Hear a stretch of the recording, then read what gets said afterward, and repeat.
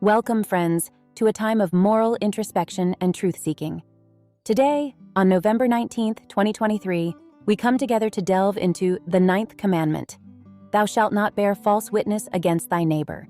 Join Reverend Judith Taylor of Tyler Unity Center as we explore the importance of honesty, integrity, and the power of truth in our relationships and communities. May this sermon guide you towards a deeper understanding of the value of truthfulness and the impact of our words on those around us. We are part of the church, the iglesia, the ones who are called out. We are here because we want to know the truth. We want to live the truth. And we know it is accessible to us as we open our heart and truly listen. That's what meditation is. We are listening. We're not asking for anything. We're not comparing to anything outside. We are listening. Let's listen to God in our heart, the light within, right now together.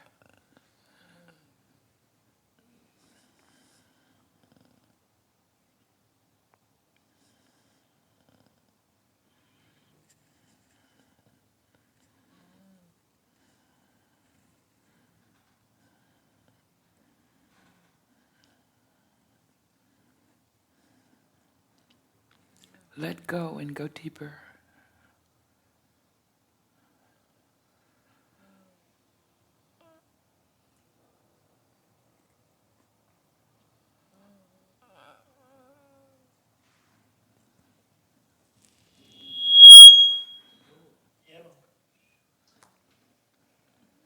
And come back.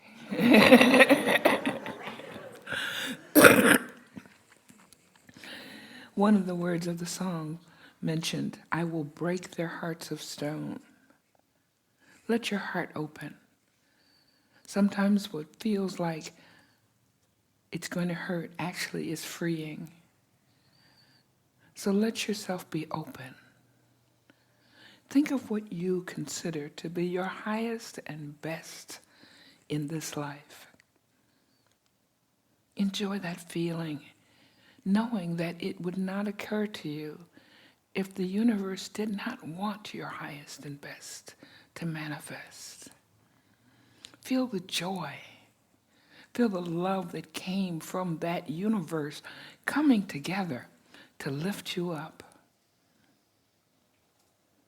It's not something in the future, it's right now. You are infinitely loved right now, unconditionally.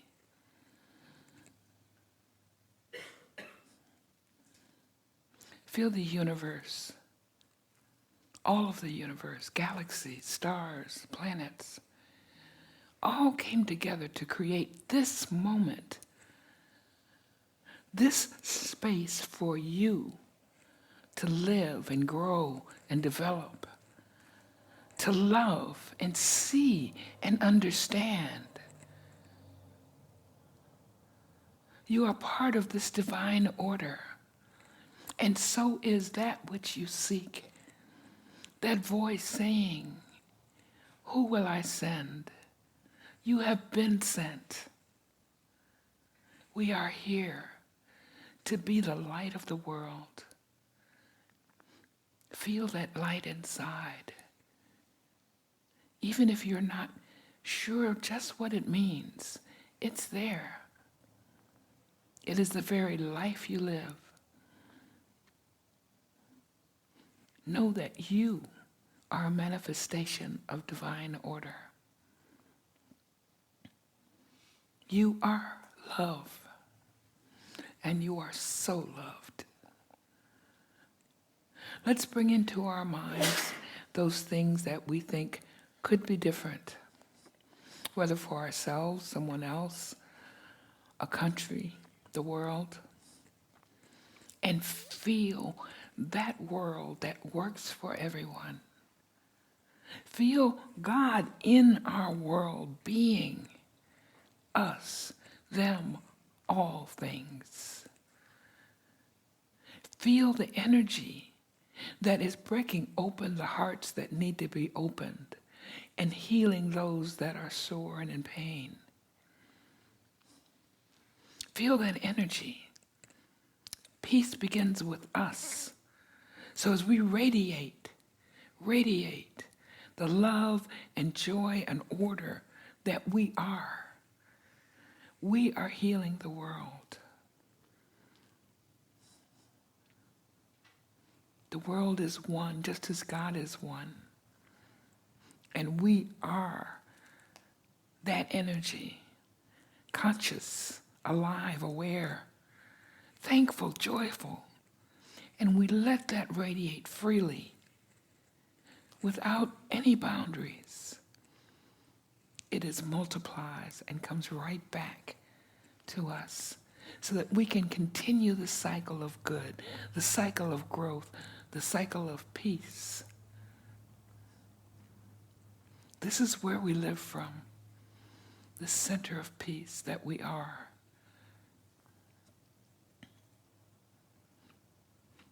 It is our nature, and therefore it's easy. And we remain there constantly, knowing that God is all there is, and all is well. And so it is.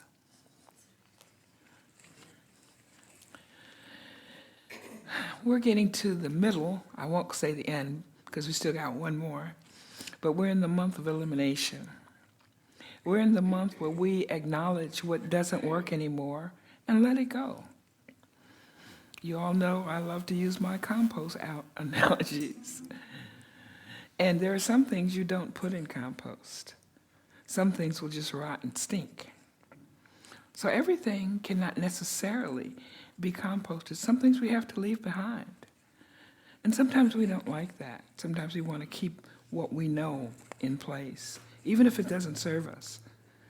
It's a funny thing about us. We like the familiar. It's our comfort zone, even if we're sitting on attack. You know what I'm talking about? We all have things like that. Whether it's a habit we have or a habit somebody else has, it doesn't matter. It comes to the same thing. I can be in a place of love and remember something from my past that may or may not have anything to do with the now, and get all up in it and forget that this is not that. That was then. That's something else. And that this is a time for me to be who I am, which is love. Not judgment, not fear, not pain, not shame, because we all go through that. Now, today's commandment, thou shalt not bear false witness, is that very thing. When we tell ourselves that we're not enough, that's bearing false witness. In no way are you inadequate. It's not possible. God didn't make any mistakes. Well, he did make women after men, but that was just practice. I'm not saying men are mistakes. I'm just saying that when you make a different version, you improve it as you go, right? He knew that men had other things to do, so they didn't have to bear the children, right? So that wasn't a mistake. That was just equal and not even opposite, because we really are one. Remember, male and female made he them. So we are different aspects. We are all on a sliding scale, if you were. You remember when they would say, well, we grade on the curve, right? Except our curve is just an arc. There's nobody on that other going downside. We all are from the middle to the top. And the only reason we remain in all those places is because we can understand each other. We all have different strengths and weaknesses, interests and disinterests. So to make sure we covered everything, we got 8 billion of us, and we can be all the versions of us that we need to be. There needs to be someone to irritate me so that I can learn patience. There needs to be circumstances where I feel like I'm not enough so that I can remember and know that I am. So those aren't bad things. They're learning opportunities, right? And if we can remember to smile when we go through them, it helps a lot. Because we all go through them. Now, in ancient times, we might say this is the law, but it was different. The law was not applied evenly to men and women. It was not applied to the slave and free and children. They were property just as much as women were. So bearing false witness meant different things to different people. In the ancient times, they cut off things, and that was supposed to solve it. But clearly, if someone had in their head, I want to take this, cutting off one hand is not going to keep them from doing it. They're still going to do what they want to do. What matters is what's inside your head, inside your heart. And that's why it's so important to pay attention to what you think and feel. I don't know, maybe you didn't, but I was raised to always think about the other person. I was a second child, so there was always somebody other there. I didn't get that, where'd you come from? Kind of feeling. That's for the firstborn. I was the secondborn. I was, okay, this is us. There's a we. And what I do affects the we. So I didn't leave water on the floor because one of we would slip and fall. That thinking of others. But I got a habit of being that way and not listening to me. I didn't think about what I needed, I wanted. It was always for the us. And you have to do both. You are a sacred being and you must honor yourself. Now this sounds like it's talking about law, and it is. We're talking universal law. We are just as powerful creators as we could possibly be. And I think that all of us have experienced that. Simple things like you think of someone and they call. Not so direct things that you get in a frame of mind and it manifests. I know we've all done that. One of the things that somebody mentioned today in Sunday school was how quickly you can change your mind. You can be in the middle of an emotional storm and realize, wait a minute, I don't have to do this to myself. Karen Drucker even has a song, I could have had peace instead of this. We can always make that choice. It's just when we forget and get into those chemicalized state. I'm using it both as the Fillmores used it and as Greg Braden and Bruce Lipton use it. Because your body anticipates. Your body will release the chemicals for the emotion to be there before your mind knows what's going on. So if I've had a habit of responding to traffic and I see traffic building up, my body gets ready. Adrenaline, cortisol, let's do all this stuff so she can be angry. And I'm like, body, hey, stop. You have to train it. I'm not going to say it's like a dog because it's much smarter than that, because we just said it can get there before your mind does. So you see how much you have to really pay attention. But you can choose. If I'm feeling annoyed at traffic, I remind myself, I don't know what's going on up there. Somebody could be having a baby in the middle of the street. I don't know. There could have been somebody out there giving hugs, and everybody stopped to get one. If I don't see it, and I react in my habitual way, then I get what I had a habit of. And if my habit is to be angry, that's what I get. If my habit is to sing a song, then I'm rocking along. If my habit is to wait and see and know that there's no way for me to know everything about the situation, then peace can begin with me.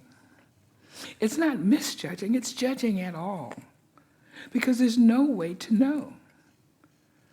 I have to pay attention to know what I'm feeling, because my body's doing stuff, but that's not where I want to come from. I don't follow what my body is doing. I tell my body, settle down. It's cool. Nothing's hurting you. Nobody's threatening you. Just chill. You don't have to stop feeling. You don't have to judge your feeling as good or bad. Just pay attention and not let your feeling run your life. Now, we do that with our minds, too. We think something, decide it's true, and live from that. No. Thoughts and feelings are tools for you to use, not tools that use you. That's important to remember, because you're bearing false witness when you tell yourself, you're not enough. I can't do that. They don't like me. They never will. All that is feeling and emotion, and some of it is memory. But that's then. This is now. Every second, you can create a new day. Just because you wake up in a grumpy mood, you don't have to stay there. You can even, well, you know I'm kind of silly. You can even make it like it's pants you're taking off.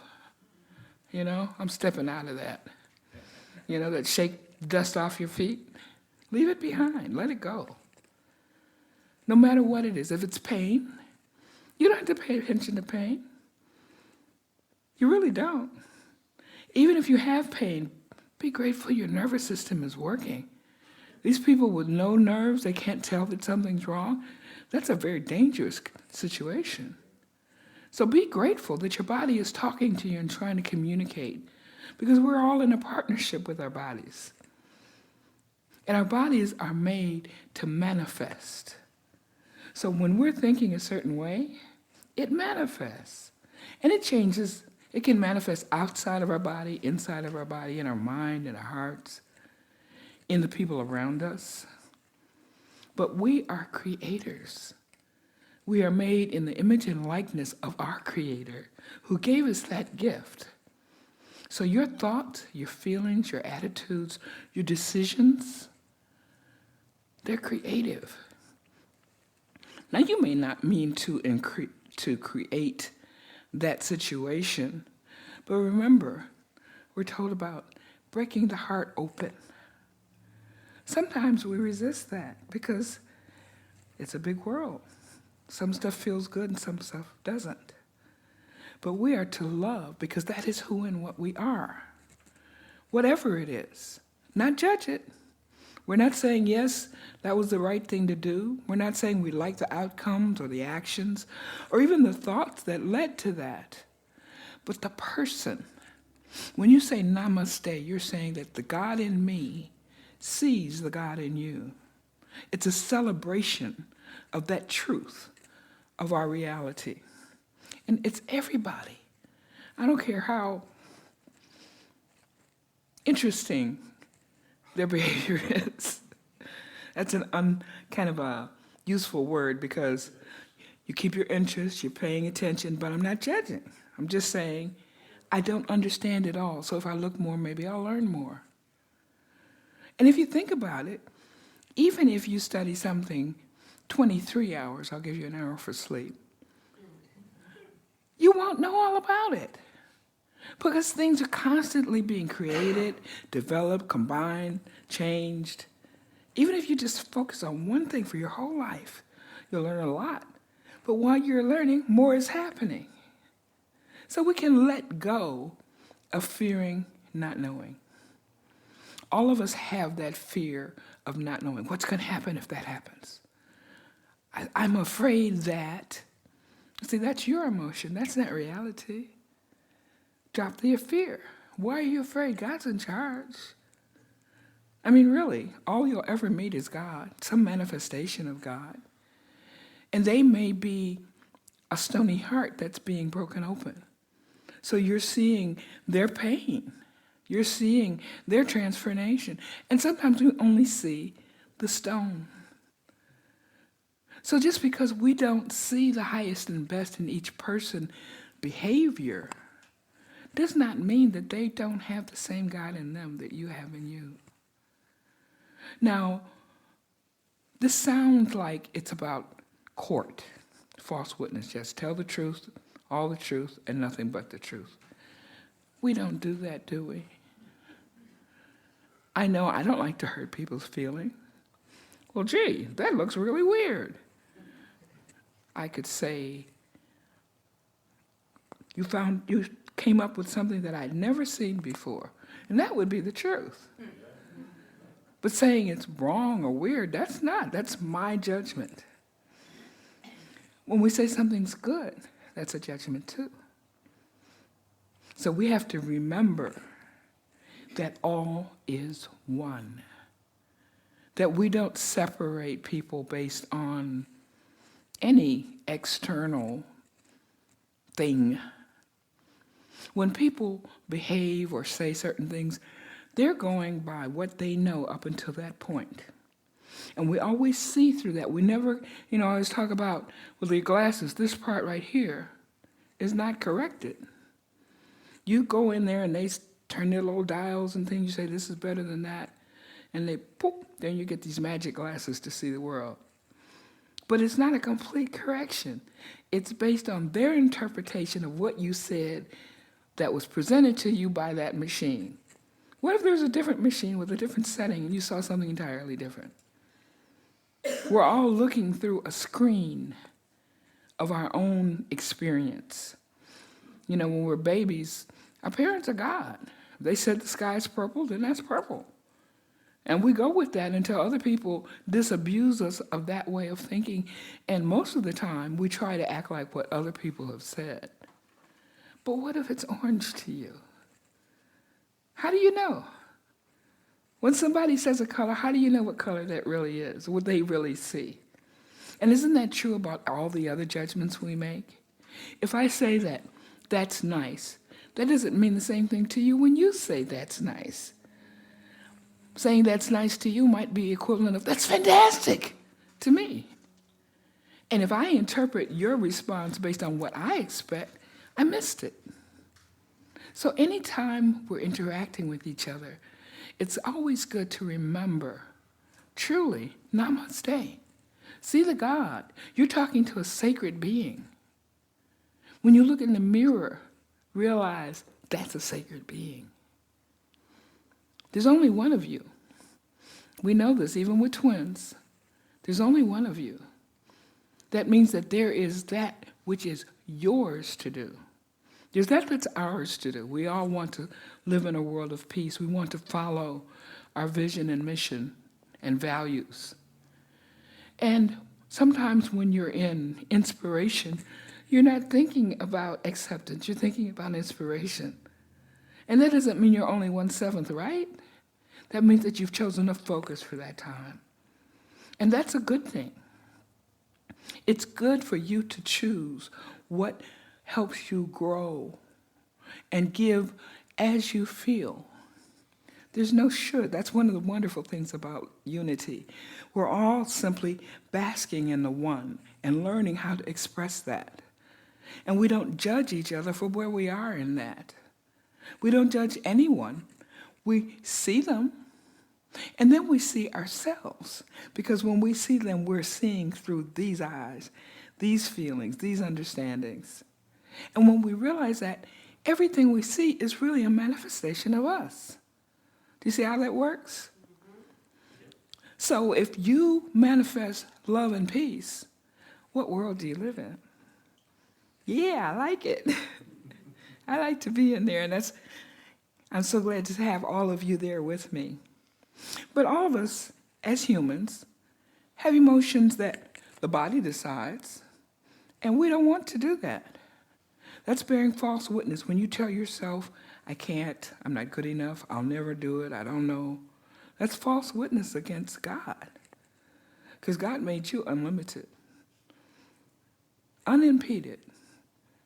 Oh, I'm too old. Why? Skip, get a jump rope. Why not? Make funny faces at yourself in the mirror. I like that one. It's free. You can do it anywhere you are. And usually you'll find yourself laughing, smiling, because there's that in you that is still playful, still unimpeded, still joyous about everything. That in you is that unvarnished, untainted Spirit of God. And we all have it, and we all get that little feeling of happy joy when we let ourselves go there. I don't care how serious your situation is, you can do that. When my mother was dying, she was able to make jokes about her experience and what she was feeling. And that was such a gift to me. And I think that we all retain, my mother was 94. We all have that, no, 95. We all have that part of us that doesn't get touched by the world, that isn't involved in the thingness. Just the joy of being. Do you ever take time to just feel the life in your body? Just feel the fact that you're here, moving through the air and walking on the earth. I recommend it highly because it's not just the gratitude to be here, but the aliveness that we feel, the beingness, I don't have another word for it, but being aware of being aware. See yourself in all your... See, aren't you glad we're not taping this visually, we're just doing audio? But enjoy that part of you. You don't have to be serious all the time. I remember I told you about Tom Johnson, the 11th commandment is thou shalt lighten up. This is created in joy and love. And when you tell yourself, I'm sad, no, you're feeling sad. You are not sad. You're feeling like you can't do it. It's not true that you can't. It's your feeling that you don't know. There is that within you that knows. Acknowledge and be aware that God is always active and active in you, in your life. When we experience things physically, a lot of times that's a clue. It's saying, hey, need attention here. Hey, stop doing that. That does this. Oh, okay. It's just feedback. Sometimes with our emotions, too, it's feedback of who we were. You used to think, when I was a kid, there was a friend who told me that the nuts in windmill cookies were poison. Why did they make them? Why did they put them in there?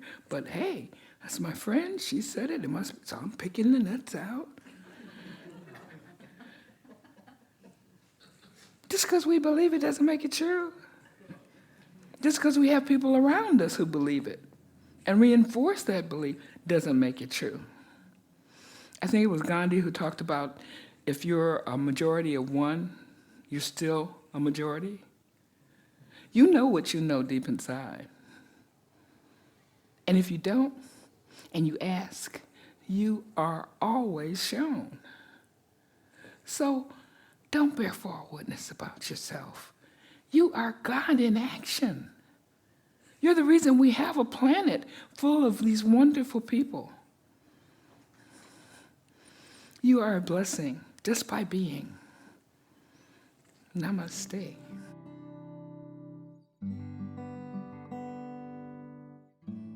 Thank you, friends, for joining us in this exploration of the Ninth Commandment. Thou shalt not bear false witness against thy neighbor. As we conclude our gathering on this November 19th, 2023, let the insights from Reverend Judith Taylor inspire you to live a life marked by truthfulness and sincerity. For further spiritual nourishment and resources, we invite you to visit our website at tylerunitycenter.org. Engage with our community by visiting our Facebook page and subscribing to our free weekly newsletter. And if you're in the Tyler, Texas area, please feel free to visit us at 14024 Highway 155 South for a warm and welcoming experience. Copyright 2023, Tyler Unity Center, all rights reserved. May the spirit of truth and integrity guide your every word and action, fostering trust and understanding in your community.